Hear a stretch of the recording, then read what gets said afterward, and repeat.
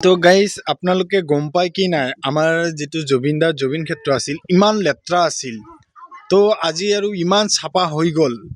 এই বুলবুল হুচাইন যে ল'ৰাটো আছে ই এটা ভিডিঅ' বনাইছিল। ভিডিঅ'টো বনাৰ পিছত ছ'চিয়েল মিডিয়াত ইমান ভাইৰাল হ'ল বা আমাৰ জুবিনদাৰ ফ্ৰেণ্ডহঁতে তাতে যাই কেনে যিটো কৰিল বহুত এতিয়া ভাল লাগিছে। আকৌ আমাৰ জুবিন ক্ষেত্ৰটো জিলিকি উঠিছে। তো বুলবুল হুচাইনক চবেই ধন্যবাদ দিছে। মোৰ তৰফৰ পৰা ধন্যবাদ দিলোঁ। বহুত বহুত ভাল লাগিছে বুলবুল হুচাইনক। তো আমাৰ জুবিন ক্ষেত্ৰতো আকৌ জিলিকি উঠিল। তো এতিয়া যাই কেনে ভাল লাগিব। বা বাহিৰৰ পৰা টুৰিষ্ট আহে, আমিও লৈ যাওঁ, আমিও কেব চালক হয়।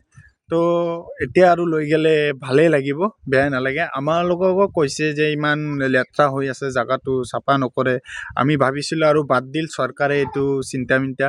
তো আজি বুলবুল হুচাইনৰ কাৰণে একেবাৰে এটা ভাল কাম হ'ল। আমাৰ জুবিন ক্ষেত্ৰতো আকৌ জিলিকি উঠিল। তো বহুত বহুত ধন্যবাদ বুলবুল হুচাইন তোমাক। তো থেংক ইউ গাইজ।